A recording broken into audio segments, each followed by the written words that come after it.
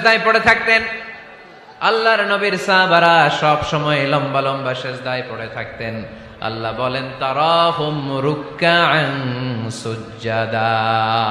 আপনি দেখবেন আল্লাহর নবীর সাহাবারা আবু বকর, ওমর, উসমান, আলী রাদিয়াল্লাহু তাআলা আনহুম আজমাইন, তাদের স্বভাব ছিল বিপদে পড়লেই লম্বা লম্বা সেজদায় পড়ে যেতে। এক সাহাবী এসে বললেন, ইয়া রাসূলুল্লাহ আল্লিমনি আমালান ইযা আমিলতুহু ইউদখিলুনিল জান্নাহ। আপনি আমার এমন একটা আমল শিখায় দেন যে আমল করলে আল্লাহ আমারে জান্নাতে ঢুকায় দিবে। আল্লাহর হাবিব সাল্লাল্লাহু আলাইহি ওয়াসাল্লাম বললেন, আলাইকা বিকাসরাতিস সুজুদ।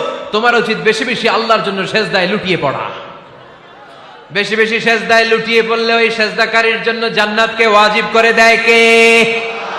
কিয়ামতের ময়দানে আল্লাহ বলবেন, ও আমার বান্দারা আমারে সেজদা দিয়ে দেখা।